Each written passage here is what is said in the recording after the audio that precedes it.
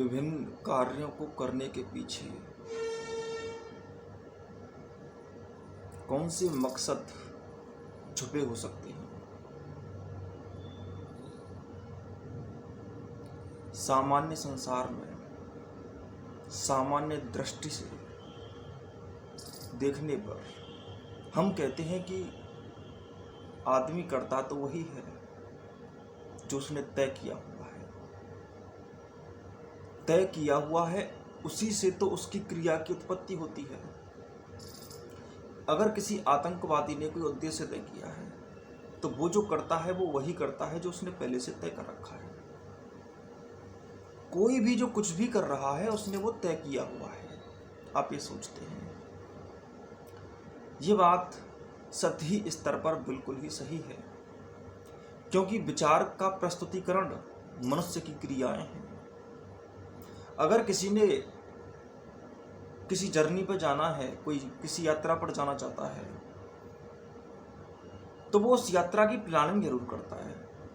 कोई किसी भी यात्रा पर जाना चाहता हो, चाहे कोई पढ़ाई लिखाई की यात्रा पर जाना चाहता हो, चाहे कोई किसी टूर पर जाना चाहता हो, चाहे वो कुछ सोचना चाहता हो, चाहे वो किसी पिकनिक पर जाना चाहता हो, लेकिन उसका विचार थोड़ा या कम आता तो आता ही है।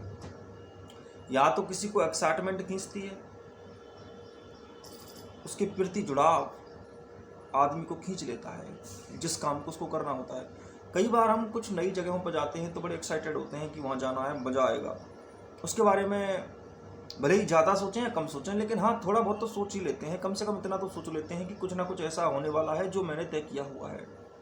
चाहे भले ही जाने पर कुछ ऐसा हो जो अलग हो, क्योंकि बाह्य तत्वों का भी तो समावेश होता है।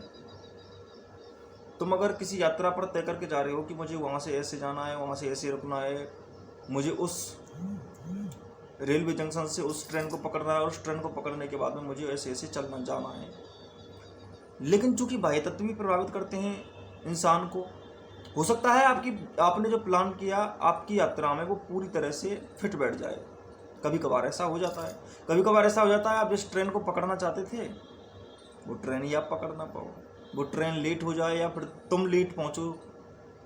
कभी कभी ऐसा भी होता है। तो बाह्य तत्व भी प्रभावित करते हैं। तो कुल मिलाकर आदमी कुछ सोच कर तो जाता है। अच्छा ठीक है, यहाँ तक तो बात हो गई नॉर्मल। और कई बार वो होता भी है, नहीं भी होता। उसके होने या ना होने से ज़्यादा कोई अर्थ नहीं है। अब बात करते हैं इसकी कि हम ये छोटे जो उद्देश्य रखते हैं, जिनका हम पूरा विवरण तो नहीं दे सकते, ऊपर ऊपर सतही विवरण देते हैं, इन कामों को या इन विचारों के पीछे क्या कर्म कर रहा है, ये भी हम क्यों करते हैं। हम थोड़ा बहुत जो प्लान कर रहे हैं, बोले कोई लक्ष्य रखा है तो उसका प्लान करना है। हम लक्ष्य रखकर भी क्या हासिल करना चाहते हैं, लक्ष्य को पूरा करके या लक्ष्य को अधूरा करके, जो भी है, हम लक्ष्य ही क्यों रखते हैं, या फिर हम कुछ करते ही क्यों हैं, हम करना क्यों चाहते हैं। आखिर हम ये सब जो प्लानिंग चल रही है, हमारा जो पूरा प्रयास चल रहा है, इस पूरे प्रयास के केंद्र में बैठा क्या हुआ है, ये करना हमें कहाँ लेके जाएगा। हम जब कुछ भी करने से पहले बहुत कुछ सोचते हैं, बहुत कुछ समझदारी से काम लेने की कोशिश करते हैं, तो इस बात को क्यों नहीं पूछते कि ये सब करना भी, जिसको हम प्लान कर रहे हैं, स्ट्रेटेजी बना रहे हैं, उसको अपनाने की कोशिश कर रहे हैं पूरी ताकत के साथ, पूरी शक्ति के साथ, हम जो भी अपनी रणनीति बनाते हैं या जो भी हम प्रक्रिया तैयार करते हैं अपने आगे बढ़ने के लिए, उस प्रक्रिया को पूरी शक्ति से फॉलो करते हैं काम, और करनी भी चाहिए, इसमें कोई दिक्कत नहीं है। लेकिन हम करते क्यों हैं। हम कोई भी काम पर इतना जो फोकस देते हैं, इतनी जो ताकत लगाते हैं, उसके केंद्र में बैठा क्या हुआ है। तुम्हारे बौद्धिक विचार तुम्हारी स्मृति से पैदा होते हैं। बौद्धिक विचार,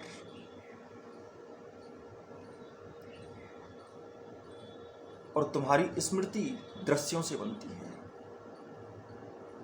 लेकिन स्मृति तो बन जाती है, परंतु इसमें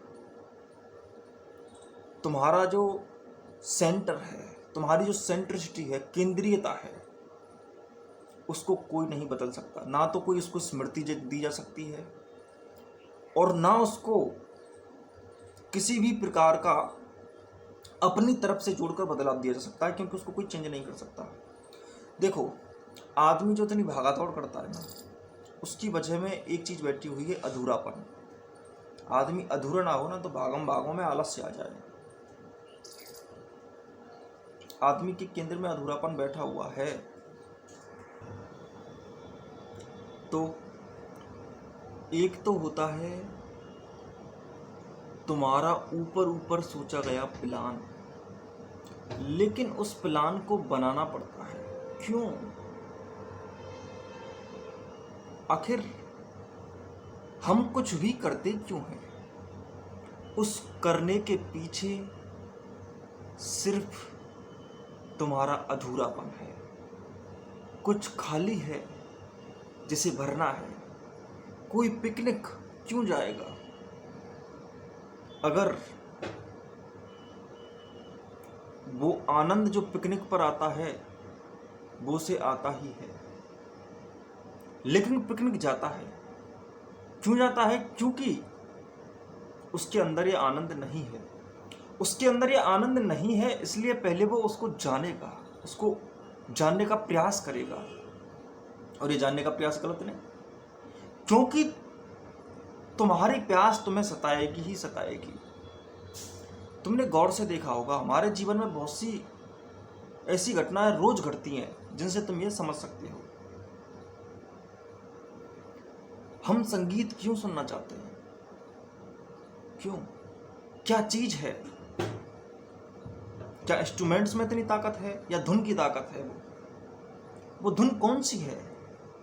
कुछ खाली पड़ा है, संगीत उसको भर देगा, ऐसा लगता है तुम्हें। तुम किसी को अपना मित्र क्यों बनाते हो? किसी को अपना दोस्त क्यों बनाते हो? किसी को अपना संबंधी क्यों बनाते हो? किसी को अपना रिश्तेदार क्यों बनाते हो? ताकि ये सारी क्रिया प्रक्रियाएं तुम्हारे अधूरेपन को दूर कर सकें। आदमी अधूरा है, आधा है, उसको पूरा होना है, इसीलिए वो ये सारी क्रिया प्रक्रियाएं करता रहता है। वो अपनी वर्तमान जीवन की स्थितियों से असंतुष्ट है। हमारे कदम चलते हैं क्योंकि कोई मंजिल अधूरी है। ऐसे भी लोग हैं जिनकी कोई मंजिल नहीं होती, वो कदम से चलते हुए मालूम होते हैं लेकिन उनकी मंजिल नहीं होती, लेकिन वो बहुत कम होते हैं। लेकिन मैं तुम्हारी बात कर रहा हूं, तुम्हारी कोई मंजिल तुम्हें नहीं मिली है। तुम्हारा सारा का सारा जो शक्ति का स्रोत है वो किस तरफ बह रहा है? वो कहां जाना चाहता है? तुम्हारा पूरा का पूरा जो ऊर्जा का बवंडर है उसकी डायरेक्शन किधर है? उसकी दिशा किधर है? वो कहीं उठना चाहता है।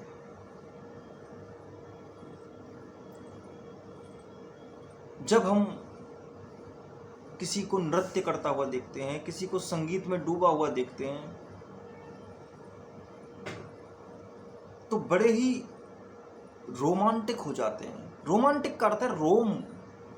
हमारे जो रंध्र हैं वो तादात्म्य हो जाते हैं किसी ऐसी धुन के साथ जो तुम्हें छेड़ रही है। तुम्हें कुछ छूता है, तुम्हें कुछ बुलाता है, तुम्हारे कानों में जैसे कोई कुछ कह गया। क्या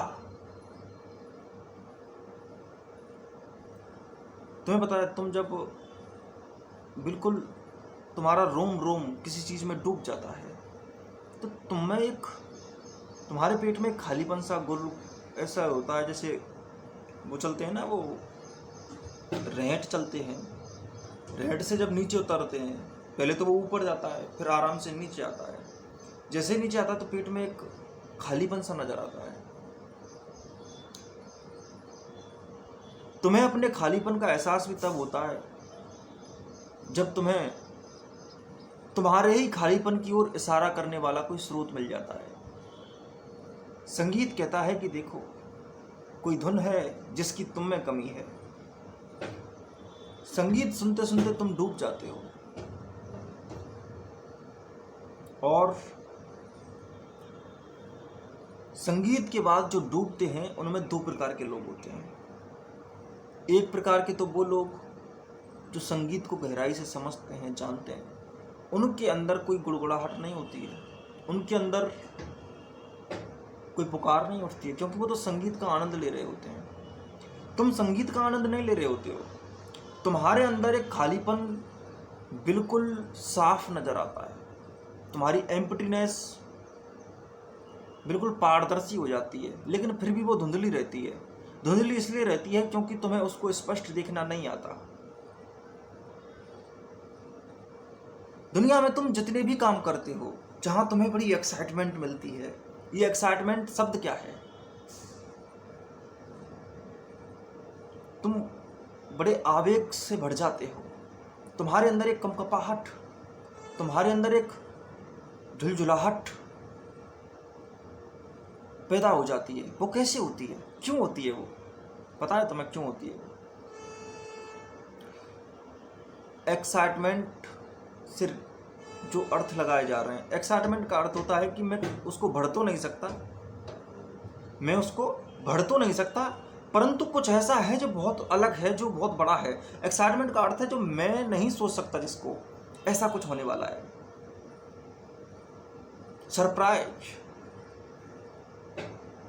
सरप्राइज में हम एक तरह से उसकी तरफ दौड़ने लगते हैं, भागने लगते हैं उसकी तरफ, जो कुछ वो है। कुछ ऐसा जैसे कुछ नई जगह हो।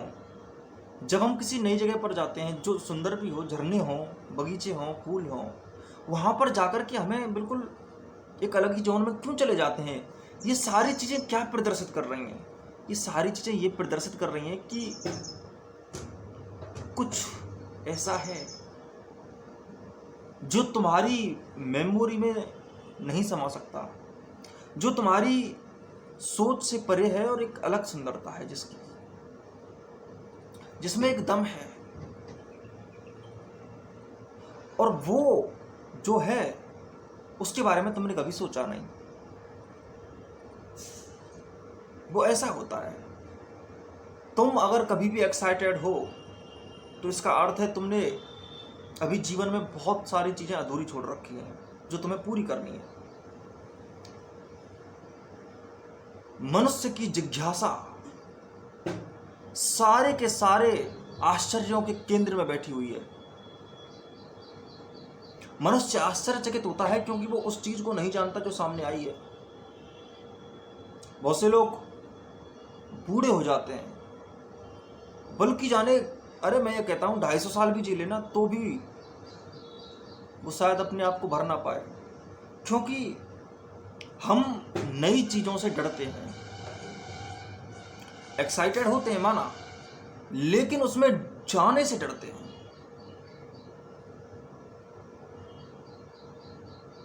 तुम पूरे के पूरे एक्साइटेड क्यों नहीं हो सकते? क्या दिक्कत क्या आ रही है? मामला क्या है?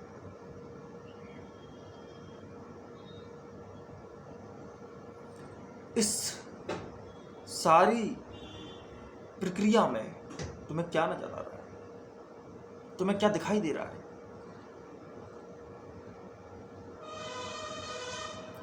तुम जिंदगी में कुछ एक्साइटेड होने के लिए तो सारा कुछ कर रहे हो, लेकिन सच्चाई यह है कि एक्साइटमेंट से भी ऊंचा वो होता है आनंद। एक वक्त ऐसा आता है जब एक्साइटमेंट नहीं रहती। एक्साइटमेंट तब तक है जब तक तुम्हारी जिज्ञासा प्यासी है। प्यासा आदमी पानी पर टूट पड़ता है। ठीक बैठे वैसे ही जो आवेशित लोग हैं, जो एक्साइटेड हैं, वो भी टूट पड़ते हैं। तुम किसी भी चीज पर तब तक टूट पड़ते हो जब तक कि तुम उसकी वास्तविकता को पूरी तरह से खोलकर नंगा ना कर दो। जब तक शादी नहीं होती है किसी की तब तक बड़ी एक्साइटमेंट रहती है, वाह सुहागरात होगी, कोई घूंघट खुलेगा। लेकिन घूंघट के पीछे जिस जिज्ञासा से तुम गए थे वो जिज्ञासा 1-2 दिन में शांत हो जाती है, उसके बाद में वही खालीपन। शादी करने पर पछतावा होता है लोगों को, लेकिन भले ही वो सोचते ना हो, ये बात वो कह नहीं सकते क्योंकि उनके अंदर और सारे अधूरेपन भरे पड़े हैं और उनको उनकी देखने की क्षमता, उनकी जानने की क्षमता, उनकी डूबने की क्षमता, उनकी बोलने की क्षमता, उनको सच के साथ एक होने की क्षमता बहुत ही कमजोर है। इस कमजोरी की वजह से वो बोल नहीं सकते। लेकिन सच्चाई यह है कि इस दुनिया में कोई भी पति अपनी पत्नी से छुटकारा पाना चाहता है।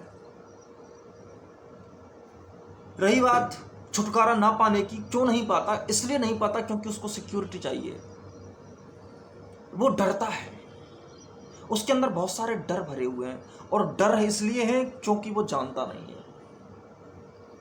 जीवन का अधूरापन दूसरे अधूरेपन की तरफ धकेलता है और हम अधूरेपन को खत्म करने के लिए, एक अधूरेपन को खत्म करने के लिए दूसरे अधूरेपन को पर पहुंच जाते हैं और दूसरे अधूरेपन को खत्म करने के लिए तीसरे अधूरेपन पर पहुंच जाते हैं। अजीब बात तो यह है कि जिसकी शादी हो जाती है वो एक्स्ट्रा मैरिटल अफेयर्स करता है, जैसे प्रक्रिया वही नहीं है। उसे भी पता है घूंघट उठाना था, अब एक नया घूंघट उठाएगा। घूंघट उठाने से क्या हो जाएगा? एक नया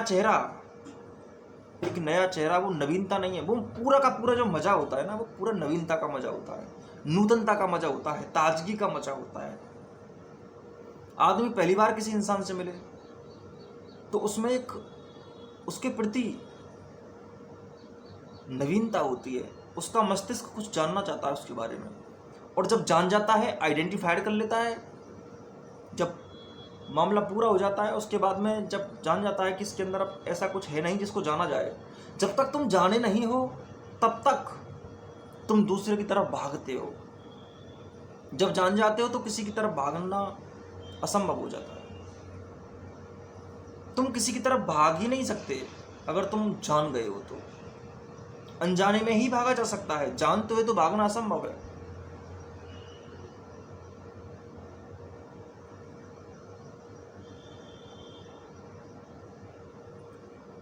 कौन है जो पुकार रहा है?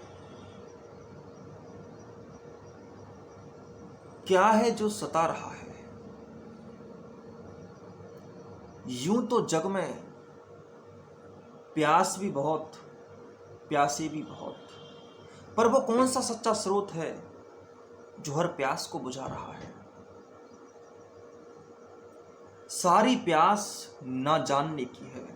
तुम कितनी भी बड़ी व्याख्याएं करते रहो, लेकिन जैसे मैंने कहा कि तुम्हारी सारी समझों के पीछे, सोचने के पीछे एक ही चीज बैठी हुई है, तुम्हारा ना जानना। तुम नहीं जानते कुछ, इसलिए जानना चाहते हो। सारी चीजें जानना ही तो चाहते हो। एक स्टूडेंट पढ़ाई करके पास होना चाहता है, बोलता है 10वीं में अच्छे परसेंटेज लाने हैं, देखना चाहता है अच्छे परसेंटेज लाने पर क्या होता है। सच्चाई यही है कि वो देखना ही चाहता है कि अच्छे परसेंटेज लाने पर क्या होता है। वो सोचता है कि पापा ने कहा है, मम्मी ने कहा है, गांव वालों ने कहा है, परिवार वालों ने कहा है, आसपास के पड़ोसियों ने कहा है कि अच्छी परसेंट बनेगी तो हम सब तेरी प्रशंसा करेंगे। लेकिन जिसकी प्रशंसा रोज होती है वो प्रशंसा के लिए परसेंट नहीं बना सकता, लेकिन वो परसेंट भी इसलिए बनाना चाहता है ताकि वो देखना चाहता है कि ये परसेंट बनाने के बाद आखिर होता क्या है। वो जानना चाहता है, वो जिज्ञासा देखना चाहता है, वो जिज्ञासा को शांत करना चाहता है। दूसरा, कोई भी पढ़ाई पूरी करने पर क्या होता है ये तुम देखना चाहते हो। फलानी पोस्ट अर्जित करके क्या होता है, क्या होता है, वहां पहुंच के क्या होता है, किसी पोस्ट पर काम करके क्या होता है, किसी सरकारी डिपार्टमेंट में काम करके क्या होता है, कार खरीद के क्या होता है, कार चला के क्या होता है, कार में बैठ के क्या होता है, एसी में बैठ के क्या होता है, वाइफ हस्बैंड के लिए चाहिए, हस्बैंड को क्या मिलता है वाइफ से, ये सब जानना ही तो चाहते हो तुम। सच्चाई में तुम्हें कोई नहीं चाहिए, सच्चाई में कुछ भी नहीं चाहिए तुम्हें। ये तुम्हारी केंद्रीयता है। तुम तुम इससे भाग सकते हो, लेकिन इसको अनदेखा करने से इसकी केंद्रीयता खत्म नहीं हो जाएगी। और भागते ही तो हैं, इसीलिए तो उसको जान नहीं पाते। हम सिर्फ जानने जा रहे हैं। तुम कितना भी कहो नहीं जा रहा जानने, तुम जानने ही जा रहे हो। तुम्हारी पूरी एक्साइटमेंट जानने के लिए होती है, जानते नहीं हो। जिस दिन जान जाते हैं उस दिन आश्चर्य मिट जाता है। हर मनुष्य हर चीज को आश्चर्य की तरह देखता है। वंडरनेस क्या है इसके पीछे? वो सोचता है कि कुछ ऐसा है जिससे मेरी प्यास बुझ जाएगी, ऐसा ही सोचता है। ये सच है, ऐसा ही सोचता है। ऐसा सोचने के अलावा और करता भी क्या है? और एक बात बताओ, तुम ऐसा नहीं करते तो करते क्या हो? उसके पीछे और वजूद वो भी क्या सकता है? यही होता है। हर जीव झुंझला रहा है, तड़प रहा है जानने के लिए। सच्चाई में तुम कहो जानने के लिए नहीं तड़प रहा, मुझे खाना खाना है क्योंकि मैं भूखा हूं, मेरा बेटा प्रॉब्लम में ना फंसे, उसकी फीस भरनी है इसलिए तड़प रहा हूं। ये सारी बातें सत्य ही हैं। तुम भी जानना चाहते हो कि फीस भर के क्या होता है। तुम जानना चाहते हो कि अगर बच्चे को पढ़ा दे दें, बड़ा कर दें, क्या होता है? क्या होता है? क्या होता है? क्या हो जाएगा? बहुत बापों ने बच्चे बड़े किए, क्या हो गया? तुम अलग से बच्चे पैदा कर रहे हो और बच्चे पैदा करके अलग बड़े कर रहे हो। तुम अच्छे बाप पहली बार बन रहे हो क्या इस धरती पर? जो तुम सोचते हो वैसे अच्छे बाप नहीं हुए। क्या हो गए फिर? खो गए। वो बेटे भी खो गए, वो बाप भी खो गए, वो माँ भी खो गई, वो परिवार भी खो गए। उनका कोई नाम और वजूद मौजूद नहीं है आज। कहां गए, किन धाराओं में बह गए, कोई नहीं जानता। वो समझते थे कि केंद्र कुछ और है, लेकिन केंद्र एक ही होता है। तुम्हारे सारे क्रियाकलापों के केंद्र में जानने की तड़प बैठी हुई है, लेकिन तुम इस बात को स्वीकार नहीं करोगे, क्योंकि जानना थोड़ा सा पुरुषार्थ करने जैसा मालूम होता है। ऐसा लगता है कुछ करना पड़ेगा जानने के लिए, लेकिन तुम कुछ भी करते हो वो जानने के लिए ही करते हो। पानी पीना, जो तुम्हारी नित्य क्रियाएं हैं, खाना, जो कुछ है, सोचना, चलना, फिर तुम्हारा जो अस्तित्व हो सकता है वो जानने के लिए है। कुछ भी,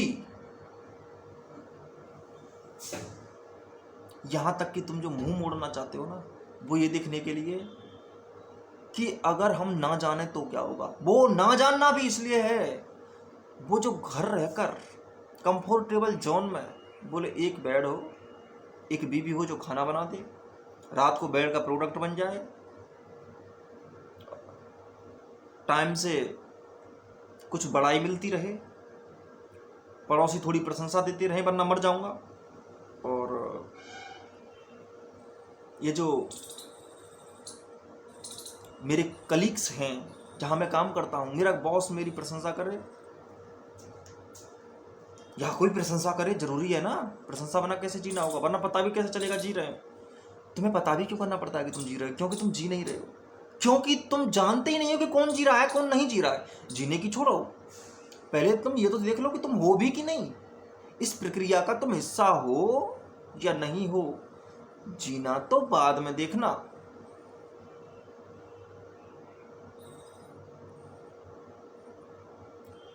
जैसे मैंने तुम्हें कुछ एग्जाम्पल पहले दिए कि तुम अपनी नित्य क्रियाओं में भले ही मशीनी हो जाओ, रोबोटिक हो जाओ, उसके बारे में कुछ सोचो ना। क्योंकि हम जिस काम को रोज करते हैं उसे रोज किए जा रहे हैं। नित्य कर्मों को नहीं संभाला जाता, कर्मों में उनको तो करना पड़ता है, वो हो जाते हैं, लेकिन तुम काफी लंबे समय से एक ही काम किए जा रहे हो, उसके बारे में सोचे बिना। तुम किसी विशेष जगह पर ही पड़े हुए हो, या फिर उसको जीने की जो तुम्हारी क्षमता है, उसका जो तुम्हारा काम है, तुम्हारे लिए उसको देखने का नजरिया रोजाना वैसा ही है जैसा उसको रोज देखते हो। तुम्हारा नजरिया चेंज नहीं हुआ काम के लिए। काम कोई भी, उससे कोई खास मतलब नहीं होता, लेकिन तुम्हारे बहने की जो धारा है, जीने का जो ढंग है, वो बिल्कुल सिकुड़ा हुआ है। जैसे खेत में क्यारियां कर देते हैं तो पानी उसके अलावा कहीं नहीं जाता, ठीक वैसे ही तुम्हारी भी कुछ क्यारियां हो गई हैं, किनारे हो गए हैं, और इन किनारों की वजह से तुम कहीं जाते ही नहीं हो। तुम नदी की तरह नहीं बहते, तुम्हारे किनारे हैं। किनारों में सड़ा हुआ पानी होता है, जहाँ जिस पानी के किनारे हो जाए वो चल नहीं पाता, और जो चल नहीं पाता वो सड़ जाता है। तो तुम्हारी जो रोबोटिक प्रक्रियाएं हैं उसमें तुम जिस जिज्ञासा की मैं बात कर रहा हूँ उसे गौर से देख नहीं पाते। कब देख पाते हो? बहुत सी क्रिया प्रक्रिया ऐसी होती हैं जब तुम देख भी पाते हो। जैसे मैंने तुम्हें पहले भी बताया था, डांस, कोई भी कला, जैसे कोई पेंटर पहली बार पूरे सहृदय प्रस्तुत करता है पेंटिंग, तुम्हें पता लगता है कि कुछ ऐसा भी होता है जो अलग है, जो जीवन सिखाता है।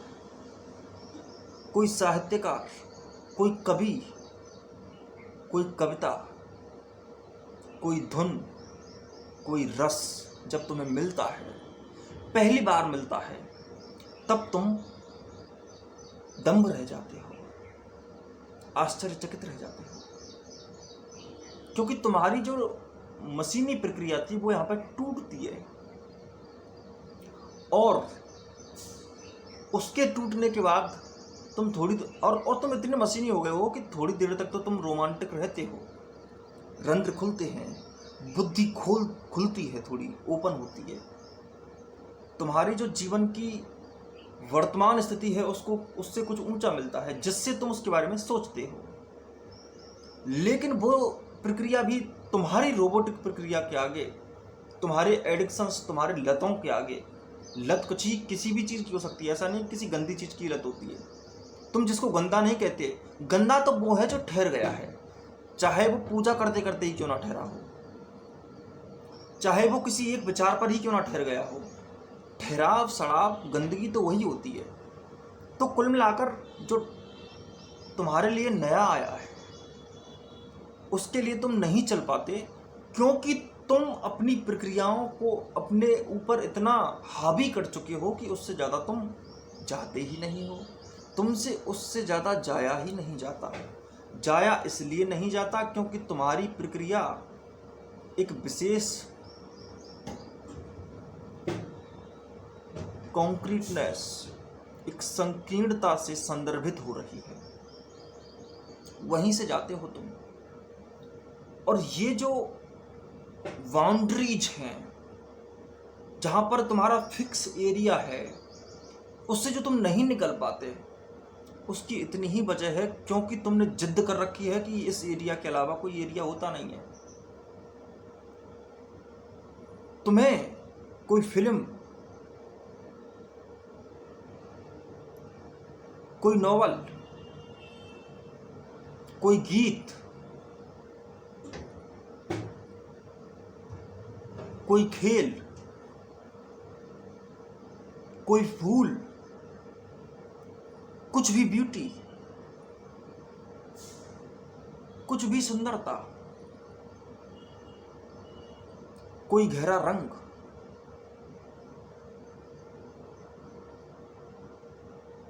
आकाश का नीलापन, समुद्र का अथाह स्वरूप, जब तक कोई ऐसी चीज जो जीवन के बारे में कोई नया गीत बताती है, नई बात बताती है, तब तुम थोड़ी देर के लिए सिकुड़ जाते हो, सहम जाते हो, तुम झरने पर जाते हो। क्यों सहम जाते हो? अगर जिंदगी कुछ नहीं है तो ऐसा नहीं है तुम झरने के बारे में जानते हो, वहां जाकर कहते हो ओह इट्स टू ब्यूटीफुल, इससे क्या हो जाएगा? वो ब्यूटीफुल नहीं है, वो जिंदगी है, वो जीवन का बहाव है। प्रकृति हर पल समझाती है। उड़ती हुई तितलियां क्या कह रही हैं? कोयल की कूक कुछ नहीं बोलती, या तुम सुनते नहीं? जीवों का नित्य नाच, उनकी हलचल, उनका दौड़ना कूदना, चिड़ियों का चहचहाना, तोते का हरा रंग, तुम्हें कुछ नहीं समझाता। तुम्हारे रंध्र नहीं खुलते, तुम डूब नहीं जाते, तुम रुक नहीं जाते। तुम दौड़ रहे थे, अचानक ठहर गए, क्योंकि जीवन कहता है देखो, समझो। तुम्हारी ये लगातार दौड़ तुम्हें कलेश देती है। कलेश कुछ भी हो सकता है। तुम सोचते हो कि कलेश तो केवल लड़ाइयाँ होती हैं, वो भी तुम्हारी सिकुड़ी हुई परिभाषा है। कलेश तुम क्या जानो। तुमने बॉन्डिंग बंधन, तुमने खूंटे से बंधी गाय देखी है ना। वो सोचती है कि वो अच्छा खा रही है, उसकी अच्छी लाइफ है, लेकिन वो खूंटे से बंधी है, ये नहीं जानती। बात प्रतीक की है, गाय की नहीं है। तुम सोचो तुम्हारा खूंटा है, तुम उतने ही जीते हो, लेकिन पूरा अनंत अस्तित्व तुम्हारे लिए मौजूद है जीने के लिए।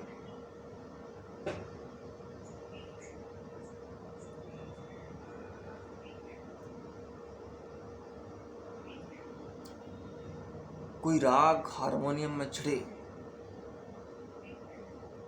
कोई बीज फटकर अंकुरित होकर पादप बने।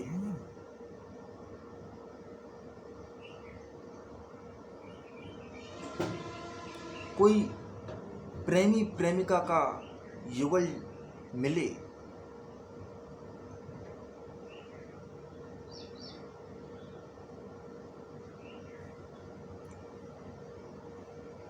कोई ऊंचा काल की लालिमा तुम्हें नहीं झकझोरती।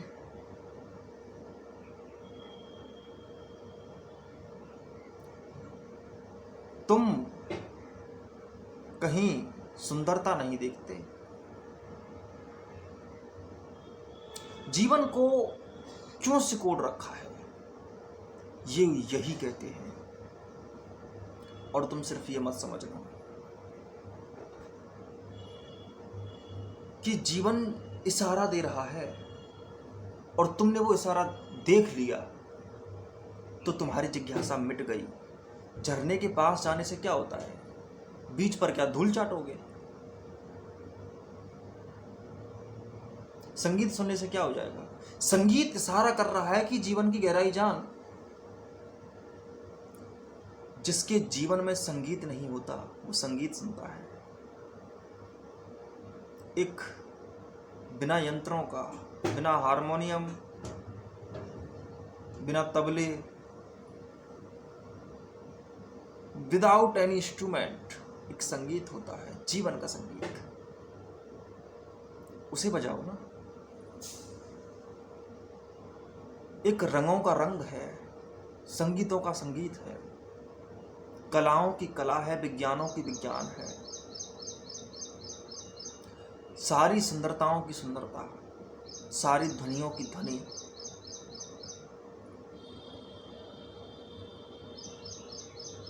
सारे आसमानों का आसमान और सारे पक्षियों का पक्षी, सारे रागों का राग, सारे भोगों का भोग, सारे नसों का नशा है। वो हो जाए और उसी को जानने जा रहे हो। तुम कुछ ऐसा ही तो जानना चाहते हो जहां जीवन पूरा हो जाए, लेकिन तुम पता है कैसे हो। तुम कहते हो कि जीवन तो पूरा हो जाए पर मैं अधूरापन ना छोड़ूं। भाई जब पकड़ा ही अधूरापन है तो पूरा मिलेगा कैसे।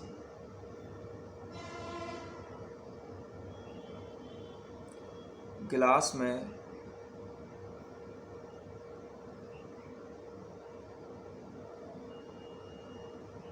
जब तक जहर भरा हुआ है तो भरे हुए गिलास में कोई जूस कैसे डालोगे। पहले गिलास खाली करना पड़ेगा, खाली ही नहीं करना पड़ेगा, धोना भी पड़ेगा और तब उसमें कोई जूस डालना। इसीलिए पहले खाली हो जाओ। लेकिन खाली होना अंतिम पड़ाव नहीं, जीवन को डेकोरेट करना बाकी हो जाता है, उसमें रस भी भरना पड़ता है। दुनिया में जितने भी रसिया हुए हैं, रसिक हुए हैं, जिन्होंने जीवन को पिया है, जिसने रस को निचोड़ा है जीवन से, उन्होंने हमेशा पहले एक ही बात कही है कि पहले खाली हो जाओ। चाहे वो कबीर हो, चाहे श्री कृष्ण हो, चाहे बुद्ध हो, चाहे महावीर हो, चाहे लाओ त्से हो, चाहे ओशो हो, चाहे कृष्णमूर्ति हो।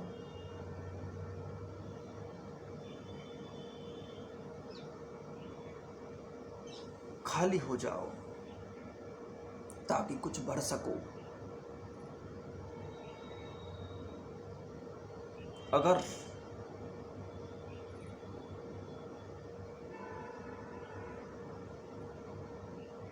तुमने घर में कूड़ा भरा हुआ है तो तुम उसको सजा कैसे सकते हो? कूड़ा भरा ही रहे और घर सजा दिया जाए, ऐसा नहीं हो सकता। कूड़ा निकालना पड़ेगा, बिल्कुल निकालना पड़ेगा। कूड़ा निकलेगा, सफाई होगी,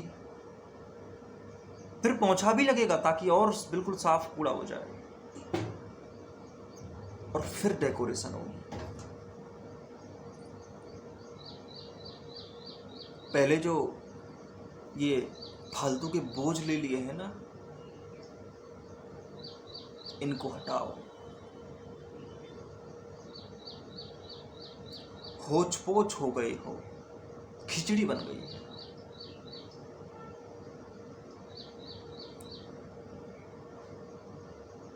तुम्हें बिल्कुल हटाना पड़ेगा ये सब, ये जो फालतू का कूड़ा है। बहुत कूड़े हैं, क्या स्मृतियां हैं, क्या सीख लिया है, क्या सीख लिया है? इसमें कुछ दम है? इसमें कुछ गहराई है? इसमें कुछ ताजगी है या सड़ा हुआ वासापन है? कब से वही बात सोच कर बैठे हुए हो? अरे बाहर आ जाओ। क्या यही सोचते रहोगे?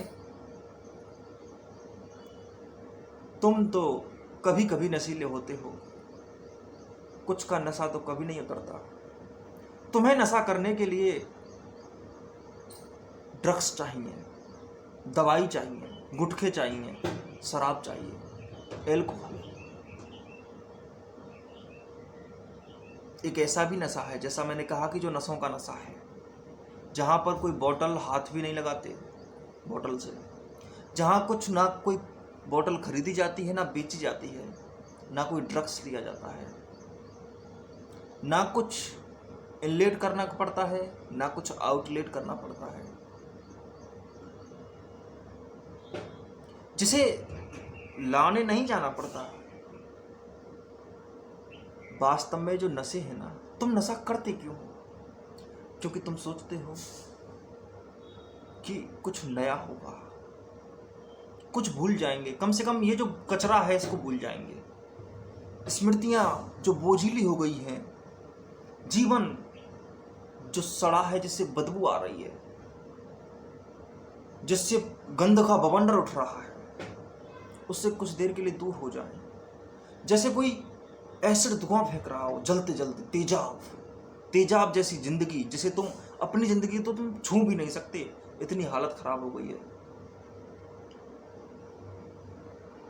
यही तो वजह है कि आदमी भागता है, अपने घर से भागता है, अपनी बीवी से भागता है, अपने बच्चों से भागता है। शराब पी लेता है, लेकिन शराब पीने के बाद भी शराब से भी भागता है, क्योंकि वो बार बार कहता है कि शराब मेरे फेफड़ों को खराब कर रही है, शराब मेरी किडनी खराब कर रही है। शराब से भी भागना चाहता है, लेकिन भागने के अलावा उसको कोई ऑप्शन नहीं नजर नहीं आता। उसे भागना शराब नजर आती है, उसे भागना ड्रग्स नजर आते हैं। लेकिन चूंकि वो इन ड्रग्स के अलावा कोई और ड्रग्स नहीं जानता, वो नहीं जानता कि मौन से बड़ा क्या नशा, इश्क से बड़ी कौन सी खुमारी, समाधि परम नशा है जो कभी नहीं उतरता। एक बार लग जाए फिर खुद भी नहीं उतार सकते, दुनिया भी नहीं उतार सकती, अस्तित्व भी नहीं उतार सकता, क्योंकि अस्तित्व खुद एक नशा है। ये नशेड़ी ही तो है जो बीज बोता है और वृक्ष बनाता है। क्या नशा है? नशा हो रहा है। नशे में फसलें बड़ी हो रही हैं, लेकिन ये नशा कोई सामान्य नशा नहीं है। ये 2 कौड़ी की रद्दी विशेष नशे, जहां फिक्सेशन होता है, निश्चित होता है कि नशा ये, वहां पर नशा मर जाता है, क्योंकि नशा नवीनता है। तुम अपने आप को आनंद से परमानेंटली भर ही लो ना, जो आनंद खत्म ही नहीं होगा।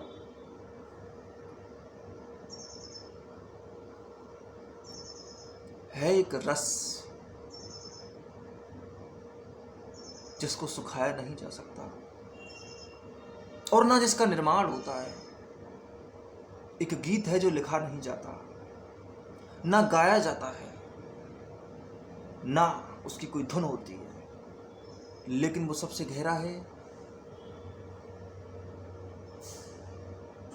दुनिया की सबसे महंगी, सबसे लग्जीरियस, सबसे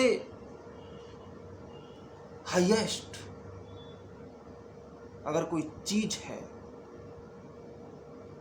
तो वो सबको फ्री है, सब उसको ले सकते हैं, लेना आना चाहिए। आदमी कोई भी क्यों ना हो, वो एक बात जानता है कि उससे महंगा कुछ नहीं। क्यों? क्योंकि वो सच सोचता है। सच में ऐसा है कि गलत नहीं है। वास्तव में उस जैसा कोई और नहीं हो सकता और है भी नहीं।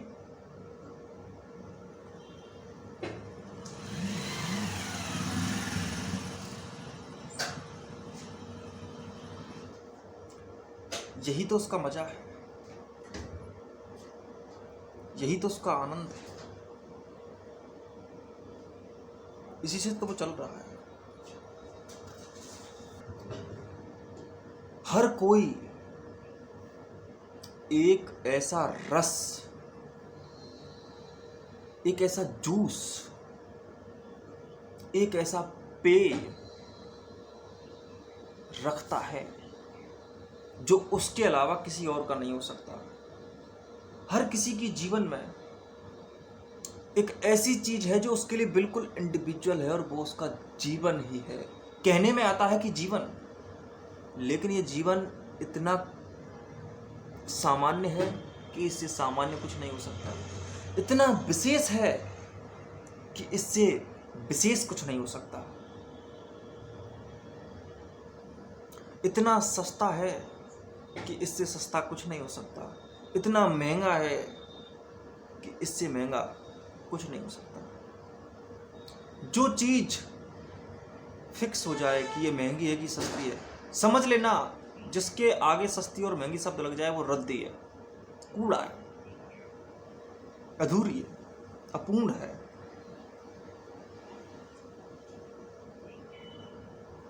तुम अपने जीवन में अब जो भी कर रहे हो ना, तुम्हारे रक्त की एक एक बूंद का चलना, तुम्हारी एक एक क्रिया का होना, तुम्हारे एक एक वाक्य का बोलना, तुम्हारी एक एक पलक का झपकना, तुम्हारा हर प्रयास, तुम्हारा हर विचार, एक जिज्ञासा को शांत करने की ओर दौड़ रहा है और उससे तुम जानते नहीं हो। वास्तव में तुम इतना तो जान ही लो कि मैं कहीं जा तो रहा हूं, कहां जा रहा हूं। तुम हर काम उसके पीछे छिपी हुई किसी विशेष चाहत, इस काम के पीछे छिपा क्या हुआ है, यही तो जानना चाहते हो। ये काम देगा क्या? हर कोई हर क्रिया क्यों कर रहा है? वो सोचता है कि ये क्रिया कुछ देगी। हर कोई कुछ कहीं भी कुछ भी एक्ट क्यों कर रहा है, कुछ भी सोच क्यों रहा है, कुछ भी प्रक्रिया क्यों तैयार कर रहा है? क्योंकि वो सोचता है इससे कुछ होगा, कुछ इसके पीछे छिपा हुआ है। वो छिपी हुई चीज, वो छिपी हुई जिज्ञासा। मैं कहता हूं आदमी लगातार कोई भी जिज्ञासा करता रहे, अंत में उसे अपने जीवन की जिज्ञासा तक का रास्ता मिल ही जाएगा।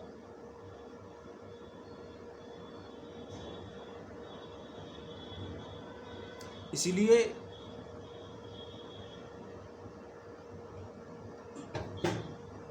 बार बार एक ही बात आती है कि अपने आप को सही तरह से ऑब्जर्व करना सीखो। अपनी हर क्रिया प्रक्रिया को देखो। अरे भाई, तुम्हारी प्रक्रिया है, तुमने ही की है ना, तो तुम उसे प्यार तो करते होगे।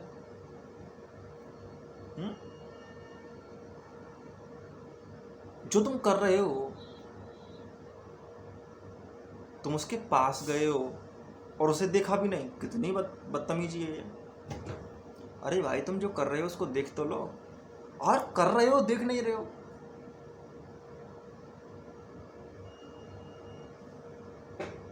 गुटखा खा रहे हो, मैं मना नहीं कर रहा हूं, लेकिन देख तो लो एक गुटखा। इसके पास में गए तो हो ही, ये दुकान से खरीद के लाए हो, इसके पास गए हो, इसे जेब में छिपा के रखा है। अरे ये तो तुम्हारा प्यार है। It's your love, it's your choice, it's your likeness, it's your taste. और इसको देख नहीं सकते। देखो उसको गौर से कि ये गुटखा है। मैंने इसके लिए क्या क्या दिया है, सोचो। मैंने इसके लिए अपनी स्वास्थ्य को दिया। अरे भाई, आखिर भुगतान कौन करके आया है? तुम करके आए हो। पैसे का ही नहीं करके आए हो, पैसे का भी करके आए हो। मुंह में चलेगा, दांतों को गंदा कर लिया, दांतों का भुगतान कर दिया, ये भी तो तुमने किया है। तीसरा भुगतान, ये तुम्हें बीमारी देगा। आखिर स्वास्थ्य दिया है, जिसके लिए मरने को आदमी तैयार हो जाए, उसे कितना प्यार करता होगा। तो गुटखे को ठीक से देखो और गौर से। I love it, it's my love. फिर गुटखे को ऐसे हाथ में लो। देखो, मैं कुछ ऐसा तो बता नहीं रहा हूं भाई, मैं वही कह रहा हूं जो तुम करते हो। गुटखे को हाथ में लो और उसको गौर से देखो, जैसे वो तुम्हारा प्रेमी या प्रेमिका हो। पूरे गौर से फिर देखो और उससे बोलो सबसे पहले तो आई लव यू।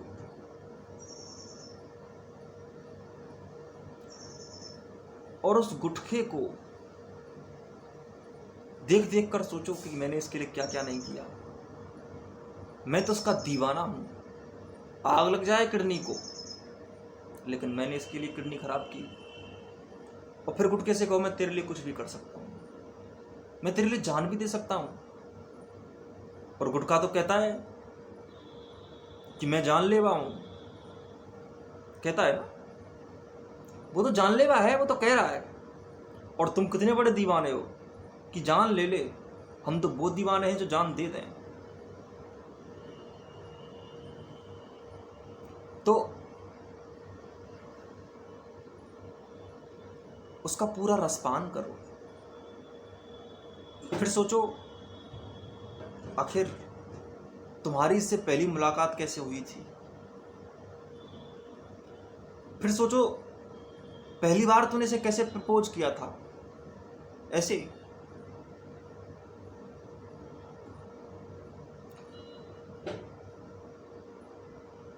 फिर सोचो ये तुमसे कितना प्यार करता है।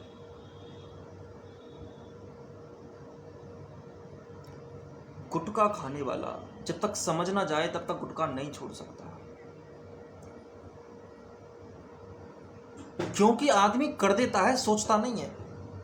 आदमी कुछ भी कर देता है लेकिन उसके बारे में सोचता नहीं है। जानना है पूरा जानो। और मैं कुछ और जानने की नहीं कह रहा हूं, मैं सिर्फ वो जानने की कह रहा हूं जो तुम रोज करते हो। भाई तुम्हारा काम है, आखिर देख तो लो। मैं कुछ नया नहीं बोल रहा हूं, मैं सिर्फ इतना कह रहा हूं जो तुम रोज कर रहे हो उसको गौर से देख लो। तुम एक कैरियर बनाना चाहते हो, उसे देखो तुमने उसके लिए क्या क्या किया, और फिर सोचो जो अब मेरी जिंदगी है जिसको मैं इसके लिए दे रहा हूं, क्या ये चीज इतनी लायक है कि अपनी जिंदगी इसके लिए दी जाए। अपना वक्त जो बहुत ज्यादा क्वालिटेड हो सकता था, क्या इससे बड़ी क्वालिटी कुछ और भी होती है। सोचो इसके बारे में, थिंक अबाउट इट। हर चीज जो तुम किए जा रहे हो, चाहे तुम शराब पी रहे हो, चाहे तुमने शादी की है, तुमने जो मकान बनाया उसे गौर से देखो कि इस मकान बनाने के लिए मैंने क्या क्या किया, मैंने क्या क्या दिया। ये जो खड़ा हुआ है ना, ये तुम्हारी जिंदगी को निचोड़ के आया है। नहीं कह रहा हूं मत बनाओ, लेकिन देखो इसके लिए क्या क्या किया। बात मैं ये नहीं कह रहा हूं, मैं कह रहा हूं कि एक ऐसे स्रोत तक पहुंचो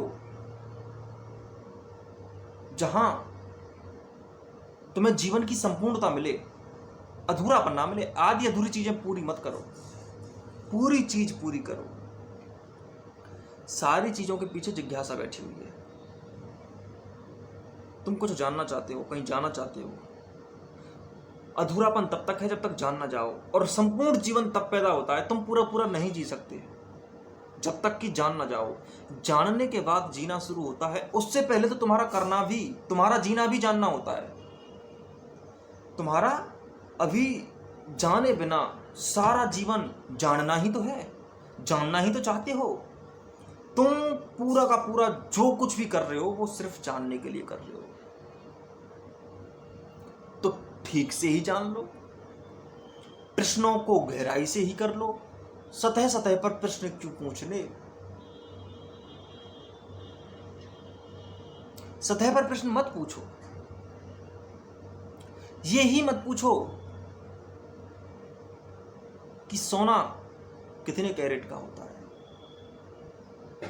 ये भी पूछो ये सोना बनना कैसे, कहां से आता है ये सोना। भूमि में ऐसी कौन सी चीज है जिससे सोना बना।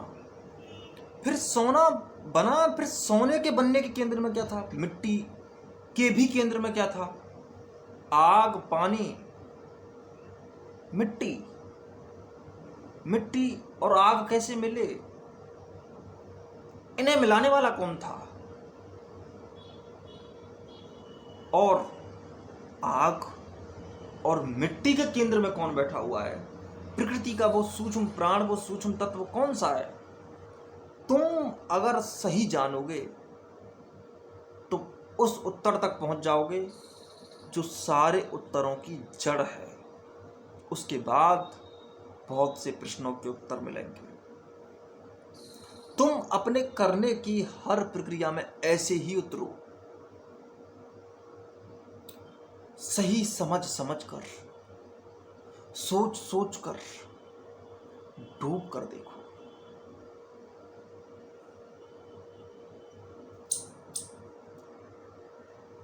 कुछ खास लाइफ स्टाइलें होती हैं लोगों की, उनसे तुम प्रभावित हो जाते हो।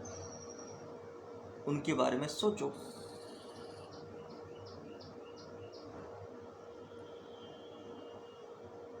आदमी 3 दिन से एसी में बैठा हुआ है, उसको नेचुरल हवा नहीं मिली।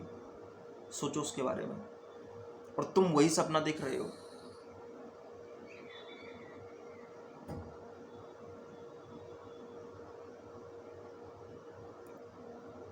हमारे पास जो नहीं होता, हमारे पास जो नहीं होता वो हमें बड़ा ऊंचा लगता है। हमारे पास जो होता है उस पर नजर तक नहीं जाती, नजर तक। हो सकता है जो तुम्हारे पास नहीं है, जो किसी और के पास है, उसके पास वो ना हो जो तुम्हारे पास है, लेकिन तुम इसके बारे में नहीं सोचोगे। तुम्हारे पास बहुत कुछ ऐसा है जो किसी के पास नहीं है, जो तुम्हारा ही हो सकता है, लेकिन तुम इसके बारे में नहीं सोचोगे। तुम्हें अपना होश कहाँ रहता है? तुम तो दूसरे के भोग चाटना चाहते हो, अपने भोगों का भी कहाँ पता होता है तुम्हें। तुम पूरे पूरे भोगी भी तो नहीं हो। तुम्हें पूरी बदतमीजी नहीं आती, ना पूरी तमीज आती है। अरे बदतमीजी पूरी कर लो, अधूरी बदतमीजी करते हो फिर भाग जाते हो। तमीज को केंद्र में रखकर बदतमीजी करते हो। अरे बदतमीजी करनी है तो तमीज हटा दो, पूरी बदतमीजी करो।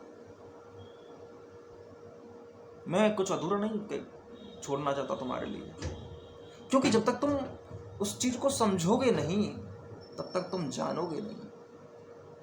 इसलिए मैं तुमसे कह रहा हूं उसको पूरा करो जो कर रहे हो। बहुत से लोगों को किन्हीं चीजों पे अपने आप पर बड़ा भरोसा होता है कि मैं इस चीज पर बिलीव करता हूं। अच्छा, आधा बिलीव करते हो, वरना पूरा पूरा देखते हो उसको। तुम जो बिलीव करते हो उसको पूरा देखो, क्या ये बिलीफ है? तुम पता है कैसा करते हो? बिलीफ है, देखा, हाँ बिलीफ है, ऐसे होता है। कुछ पूछा, कहीं रूट में गए, जड़ों में गए, फाउंडेशन देखा, आधार देखा, नींव देखी उसकी? नहीं गए। कहाँ कौन देखे? विश्वास करना नहीं पड़ता, आता है। तुम कहो फूल से कि खुशबू, पौधे से कहो खुशबू छोड़, अरे नहीं छोड़ सकता। खुशबू बहती है, फूल नहीं बहाता, फूल से स्वयं ही बहती है। ठीक वैसे ही विश्वास बहता है, फूल से सुगंध जैसे बहती है वैसे। विश्वास करना थोड़ी पड़ता कि करूंगा तो होगा। विश्वास होता है या नहीं होता, करना नहीं पड़ता। ये डूइंगनेस की स्थिति नहीं है, बीइंगनेस की स्थिति है। या तो विश्वास होता है या नहीं होता, करना नहीं पड़ता। तुम तो विश्वास करते हो, मैं करता हूं कि नहीं करता। करने की चीज है ही नहीं, करने की चीज हो तो करो ना, करने की चीज ही नहीं है। विश्वास करता हूं, तुम कौन होते हो करने वाले? विश्वास तो विश्वास है, तुम हो चाहे मैं हूं। न्यूट्रलिटी होती है भाई, न्यूट्रल हो जाओ इस जगह पर। विश्वास तुम्हारा मेरा नहीं होता, विश्वास सिर्फ विश्वास होता है। कि मैं विश्वास करता हूं तो ऐसा हो सकता है, तुम विश्वास करते हो तो ऐसा नहीं हो सकता। मैं कह रहा हूं विश्वास, अरे यार बड़ी अजीब बात है। 10 लोग बैठे हुए हैं, उनमें उनको कुछ डिसीजन लेना है। डिसीजन लेने पर बात हो रही है। एक कह रहा है ये डिसीजन ले लो, दूसरा कह रहा है ये डिसीजन ले लो, तीसरा कह रहा है ये डिसीजन ले लो। तो 10 लोगों में से क्या होना चाहिए? मैं ये कह रहा हूं कि डिसीजन ही सही होना चाहिए। सही डिसीजन कौन दे रहा है डजंट मैटर। 10 लोगों में अगर 5 लोग सही डिसीजन दे रहे हैं, 5 गलत दे रहे हैं, बात 5 या 10 की नहीं है, बात डिसीजन की। डिसीजन सही होना चाहिए, बात लोगों की यही नहीं किसका डिसीजन है। हम ये देखते हैं कि तेरा डिसीजन कि मेरा डिसीजन, ऐसे नहीं। डिसीजन बस डिसीजन, सही डिसीजन, बात खत्म हो गई। विश्वास भी तुम्हारा मेरा नहीं होता। सच्चाई सच्चाई होती है, वो तुम्हारी मेरी नहीं होती है। मेरी सच्चाई ना, सच्चाई होती है बस। और इन सब चीजों को गौर से जब तक देखोगे नहीं तब तक जीना नहीं आएगा। जीवन जब किसी में उतरता है तो जीवन स्वयं बोलता है। अगर किसी में विश्वास उतरता है तो स्वयं बोलता है। किसी में सत्य उतरता है तो स्वयं बोलता है। बोलों को बोल बोल कर कुछ नहीं होता। सन्नाटा बोलना चाहिए, मौन बोलना चाहिए।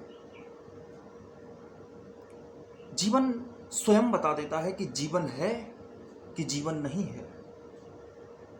जिद नहीं करनी पड़ती, लेकिन तुम्हें तो जिद से कहना पड़ता है कि मैं सच्चा हूं, मुझे अपने आप पर विश्वास है, मेरे अपने सिद्धांत हैं, मेरा अपना रास्ता है, मेरा अपना मार्ग है। अपनी निश्चितताएं अगर तुम पालोगे तो जीवन से हाथ धो बैठोगे, क्योंकि जीवन स्वभाव है, नेचर, प्रकृति। प्रकृति शब्द अति गहन शब्द है, इसको तुम सत्य ही ले जाते हो, पेड़ पौधे, ब्रह्मांड, यूनिवर्स एक्सेट्रा, लेकिन तुम इनको तो समझते भी कहाँ हो। एक है मैटेरियल वर्ल्ड, बड़ी व्याख्याएं होती हैं, एक है मैटेरियल वर्ल्ड, एक है इंटरनल वर्ल्ड। बस तुम्हें मैटेरियल वर्ल्ड लगता है, मैटर एनर्जी के बिना अधूरा है। मैटर में जो एनर्जी है वो किसका खेल है? तुम सिर्फ ये नहीं कह सकते। देखो एक शब्द, अगर देखो शब्दों को तो हम अधूरे ही कहते हैं, क्योंकि उनकी परिभाषाएं हर समय बदलती रही हैं। जगत कह लो मैटर को, प्रकृति अलग चीज है। प्रकृति साझा है, उसमें कुछ आंतरिकता है तो कुछ बाह्य तत्व भी है। जड़ अंदर है तो वृक्ष बाहर। तुम कहोगे नहीं नहीं नहीं, पृथ्वी ही पूरी की पूरी मटेरियल है, उसमें दो चीजें नहीं होती, दो चीजें साथ नहीं चलती। इनर आउटर लाइफ बनाते हैं, ना अकेला आउटर लाइफ है ना अकेला इनर लाइफ है। दोनों का समग्र स्वरूप जीवन की धार फेंकता है।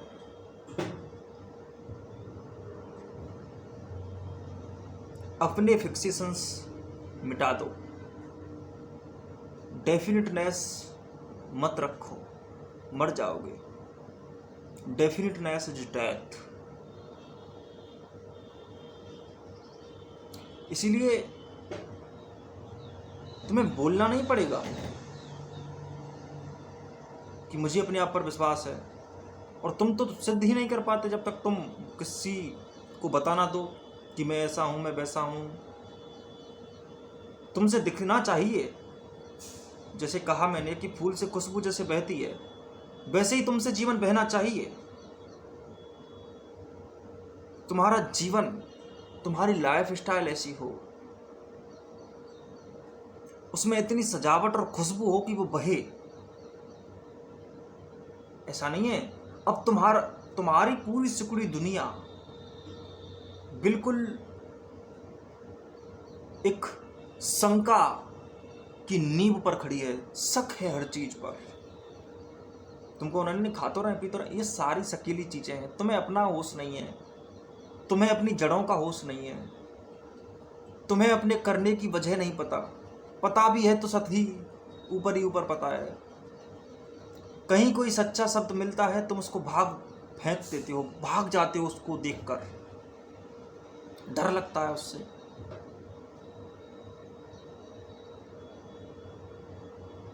जब तक जीवन में जीवन नहीं आ जाए, जब तक जीवन ना कहे कि यह है जीवन, जीवन स्वयं बोलता है, तुम्हें उसके लिए बोलना नहीं पड़ता। अभी तो तुम्हारी जीभ बोलती है, जीवन नहीं बोलता।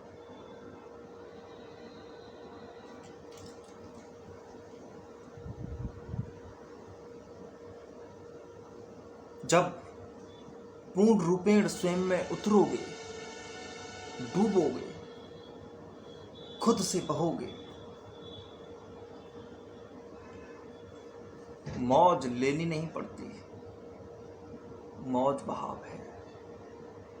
जीवन मौज ही है, लेकिन तुम्हारी नजर मारेगी उसको। तुम कहोगे नहीं ये जीवन नहीं है, ये दुख है। जन्म हुआ, नाच उठे, कूद उठे, बजा दिया बैंड, डीजे पे धमक धमक, मौत आई, ऐसा विषाद, वो भी जीवन का हिस्सा है। उसकी एक सुंदरता है। पतझड़ की अपनी सुंदरता है, बसंत की अपनी सुंदरता है, लेकिन तुमने सुंदर सिर्फ बसंत को कहा। पतझड़ से डर लगता है, तुम्हें जीवन से डर लगता है। वो भी जीवन है, ये भी जीवन है। कौन सा जन्म मृत्यु की नींव से बाहर है? कौन बसंत बिना पतझड़ के आता है? पुराने पत्ते ना झड़ें तो नए पत्ते आएंगे कैसे?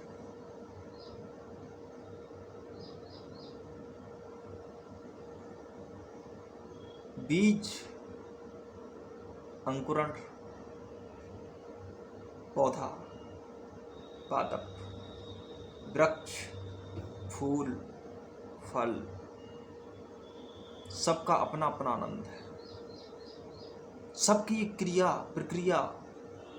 यात्रा करने जाओ तो जहां से गुजर रहे हो उस दृश्य को देखने का अपना आनंद है। तुम कहो कि मुझे सिर्फ एक ही दृश्य देखने जाना है जहां मैं जा रहा हूं, तो तुम कुछ नहीं जा पाओगे। तुम्हें समग्रता से देखना चाहिए, तुम्हें पूरा जीना चाहिए। तुम मृत्यु को जीवन की तरह स्वीकार ही नहीं करते, जैसे जीवन का हिस्सा नहीं है। दुख, आह, मर गए रे, इतना डर जीवन से। 10 दिन लगातार सो के दिखा दो, मैं मान लूंगा कि दुख से डरने की जरूरत है। 10 दिन कोई सो सकता है? भाई सोया भी तभी जा सकता है जब कुछ घूमो फिरो, कुछ करो, जाग कर कुछ करो। सोने के लिए जागना और कुछ करना बहुत जरूरी है, वरना सो नहीं पाओगे। सुख की जड़ दुख ही तो है। दुख का अपना रस है। जैसे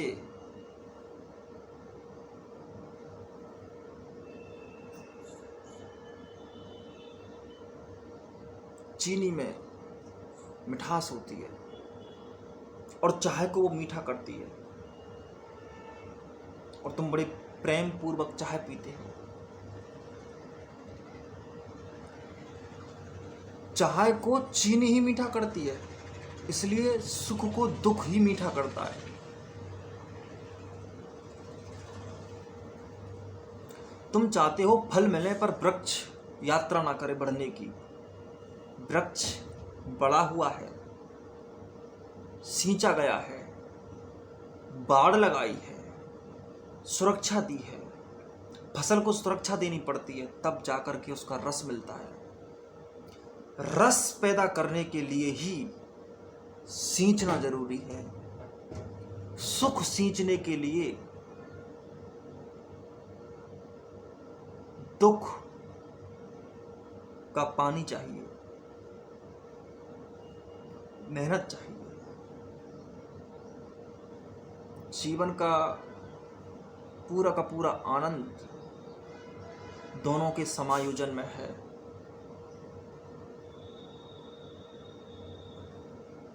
अधूरेपन में नहीं।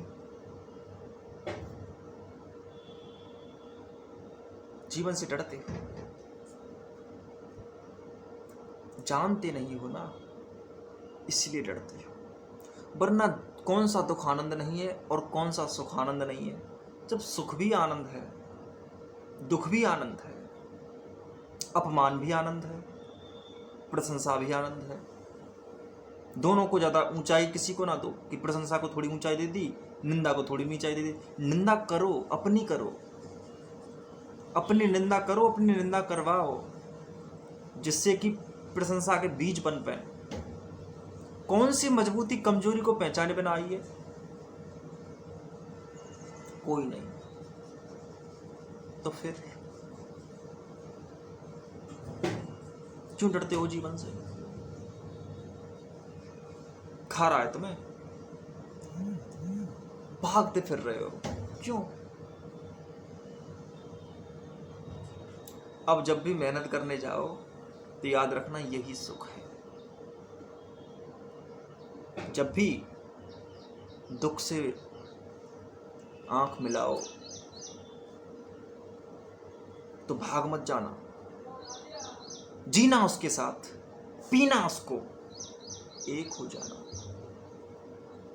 दोस्ती करना, दुश्मन मत बना लेना। और वो तो बेचारा इतना मासूम है, दुश्मन भी नहीं बनता। तुम नहीं लेते तो भी आ जाता है, इतना बड़ा दोस्त।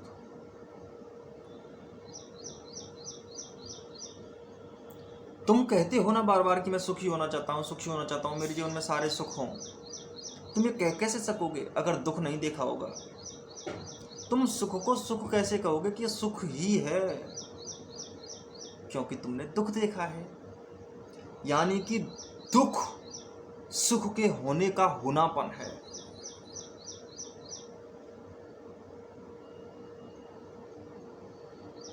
सुख को सुख बोलने के लिए, सुख को सुख की तरह जीने के लिए दुख चाहिए।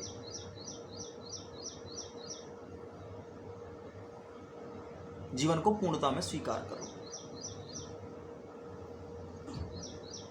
और बोझ ये कहीं नहीं है। थोड़े से कुछ राज खोलने हैं। राज भी कुछ नहीं है। तुम्हारी खोपड़ी पर कूड़ा पड़ा हुआ है, उसको हटाना है। राज नहीं है इसमें कुछ। जीवन सीधा है, बिल्कुल सीधा, सरल, सबसे सरल। दुनिया का सबसे सरल टॉपिक सबसे कठिन टॉपिक बना दिया तुमने। क्यों? क्योंकि तुम दोगले हो, कॉम्प्लेक्स हो। इतनी जटिलताएं खोपड़ी में भर ली है कि सरलता समझ ही नहीं आती। सरलता समझ में नहीं आती। और सरलता इतनी सरल है कि समझने की भी जरूरत नहीं है। लेकिन तुमने कुछ समझ लिया है ना। मैं तो तुम्हें ना समझ ही बनाना चाहता हूं कि ना समझो। लेकिन तुमने समझ लिया है बहुत कुछ। उस समझ को हटाना है। इसका अर्थ ये नहीं है तुम समझ खत्म कर दोगे। ऐसी समझ पैदा होगी कि समझना भी नहीं पड़ेगा। सीधी सी बात।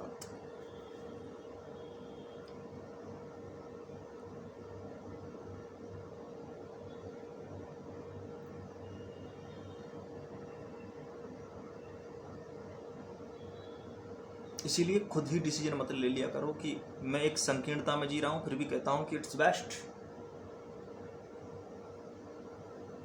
My life, my rule. मैं अपनी तरह जीता हूं। बहुत लोग कहते हैं मैं अपने आप में हूं। हाँ, तू अपने आप में काश होता। तू अपने आप के अलावा सब में है। तू अपने आप में ही तो नहीं है। यही तो समस्या है कि तू अपने आप में नहीं है। अपने आप में होता तो रोता क्यों है? पहली बात तो ये अपने आप में होना। वैसे तो हम नहीं होते।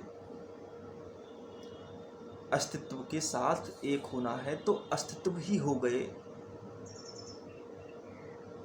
हम कुछ विशेष नहीं हैं। हम वही हैं जो है, और हम वो नहीं हैं जो नहीं है। थोड़ी कॉम्प्लेक्सिटी लग रही होगी, लेकिन सरल सी बात है कि हमारी कोई पहचान नहीं है। और पहचान नहीं है इसका अर्थ ये नहीं है कि हम नहीं हैं या हैं। मैं कहता हूं निश्चित मत करो। जीवन है, सामने है, जी लो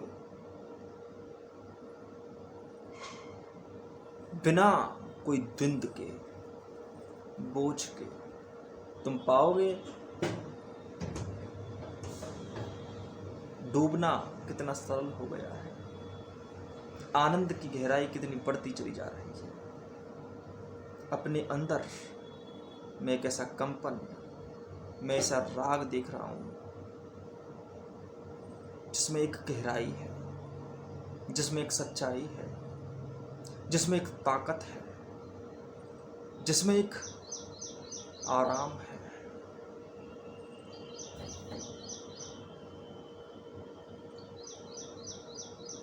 क्यों कलेशों को चाट रहे हो? पागल हो गए हो, पगला गए हो। इस पागलपन को हटा दो। ये कूड़ा है, कूड़े से पैदा हुआ है, गंदगी की बदबू है तुम्हारा सारा कलेश, तुम्हारे सारे बोझ, बाकी होते नहीं है। जीवन में कितना आनंद छिपा है, ये तभी जानोगे ना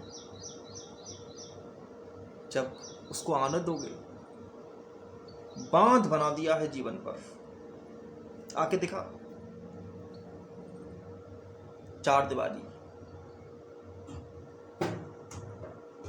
उससे जब तक बाहर नहीं आओगे आसमान नहीं देख सकोगे। आसमान देखना है तो उससे बाहर आओ। आदमी अगर पूरी तरह से हर चीज में गहराता है तो उसकी हर चीज गहराती है। उसका सुख भी गहराता है, उसका दुख भी गहराता है, क्योंकि वो गहराता है, उसकी हर चीज गहराती है। देखो, कोई आदमी जो जानता नहीं है, उसका एक दिन खराब हो जाए उसे कोई परवाह नहीं रहती। लेकिन जो आदमी समझता है कि दिन खराब नहीं करना है, इसको सजाना है, वो आदमी अगर थोड़ा भी कुछ व्यर्थ कर देगा तो उसको बहुत पीड़ा होगी। चेतना जितनी ऊंची होती है, हर चीज उतनी गहरी होती है। तड़प भी गहरी होती है, तड़प भी गहरी होती है, सुख भी गहरा होता है, दुख भी गहरा होता है, प्रेम भी गहरा होता है, ध्यान भी गहरा होता है, ज्ञान भी गहरा होता है, उसका पूरा जीवन ही गहरा होता है। तुम्हें पता है, मनुष्य डिप्रेस्ड होता है, उसको एंजाइटी होती है, उसको फोबिया होता है, उसको डिल्यूजन होता है, उसको बाइपोलर डिसऑर्डर होते हैं, उसको मेनिया होता है, उसको आइसोमेनिया होता है, उसे सिजोफ्रेनिया कंडीशन आ जाती है, उसे चिंता होती है, वो डर में जीता है। कोई जानवर डिप्रेस में नहीं रहता, चिंता नहीं करता, क्योंकि उसके पास चेतना नहीं है। आदमी सोचना जानता है, इसलिए उसके पास अलग तरह के रोग हैं, मानसिक रोग, क्योंकि उसके पास कुछ इनर है।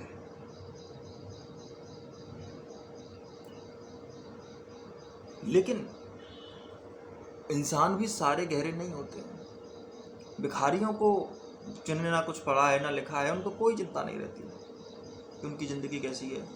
एक आदमी जो ज़िंदगी को चिपक कर देखता है, उसको ज़्यादा टेंशन होती है कि मैं कोई कार खरीदूं, मैं ये करूं। जिसने इच्छा रखी है उसकी तड़प होती है। चेतना थोड़ी ऊंची हो जाती है ना, दुख बढ़ता है। लेकिन चेतना इतनी छोटी छोड़ते क्यों हो तुम? उसको और आगे लेके जाओ। तुम इंसान हो, तुम सोच सकते हो। जिसको टेंशन होती है वो गलत ढंग से जीता है। अगर मनुष्य अधूरा रहे तो जानवर से निकृष्ट हो जाता है, क्योंकि जानवर भी सोच नहीं सकता तो वो बहुत से कार्य नहीं करता। वो किसी को परेशान नहीं करता, वो किसी से द्वेष नहीं करता, वो किसी से घृणा नहीं करता, क्योंकि कर ही नहीं सकता। लेकिन इंसान ये सब कर सकता है। इसलिए इंसान अगर अपनी चेतना का कोई भी शक्ति दो पक्ष रखती है, कमजोरी मजबूती। दुनिया में सारी कमजोरियां मजबूतियों से पैदा होती हैं और दुनिया में सारी मजबूतियां कमजोरियों से पैदा होती हैं। जिसने जीवन में बड़ी कठोरता देखी हो उससे कोमल कोई नहीं हो सकता। जिसने जीवन में बड़ी कोमलता देखी हो उससे कठोर कोई नहीं हो सकता।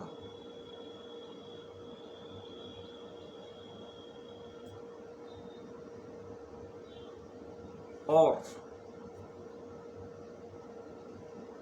एक बात और ध्यान से सुनिए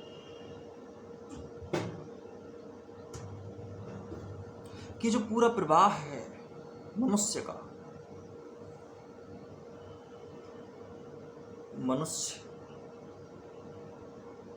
कुछ जानता है,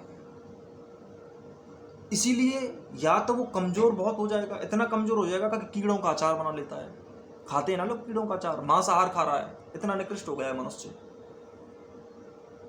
जितना जीवों को सता रहा है, जितना खुद को सता रहा है, जितना खुद का होश नहीं है, जबकि होश इसको सबसे ज्यादा होना चाहिए था। इससे ज्यादा होश तो बिल्ली को रहता है, वो दूर से ही सूंघ लेती है, चील दूर से ही देख लेती है। उनके अंदर कुछ ताकत है, लेकिन इसके अंदर, जिसके अंदर सबसे ज्यादा ताकत होनी चाहिए थी, इसके अंदर सबसे बड़ी कमजोरियां हैं। इसकी नाक पूरी नहीं बिल्ली की तरह, इसकी आंख पूरी नहीं चील की तरह, इसके कान पूरे नहीं।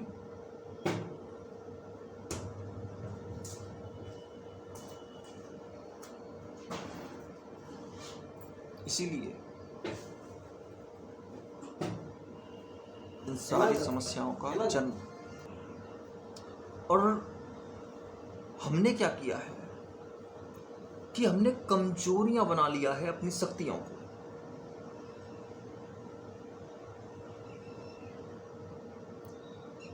जो लोग सुसाइड करते हैं वो लोग सोचते हैं कि वो कुछ ऐसा है कर सकते थे या जो कोई नहीं कर सकता। ज़्यादातर लोग ईगोइस्टिक ही सुसाइड करते हैं, क्योंकि वो सोचते हैं कि उनकी चेतना बड़ी है। चेतना जितनी चिपकती है चीज़ों से, अमीर घर के बेटों को देखोगे, बेटियों को देखोगे, अमीर लोगों को देखोगे, छोटी छोटी बातों पर नाराज हो जाते हैं। उनके गुट बने होते हैं घर में ही युद्ध सा चल रहा होता है। उनकी जिंदगी बड़ी निकृष्ट लेवल की होती है।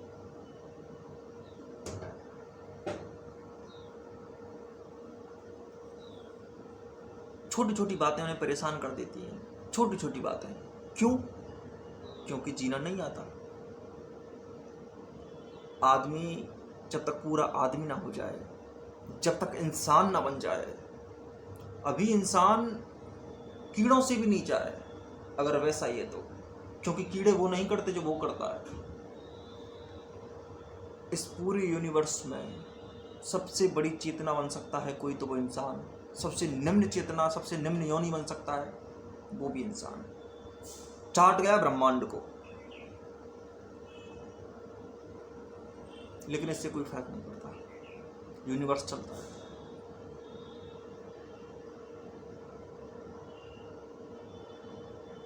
धरती का पूरा वातावरण बदल दिया, पॉल्यूट कर दिया सारा कुछ।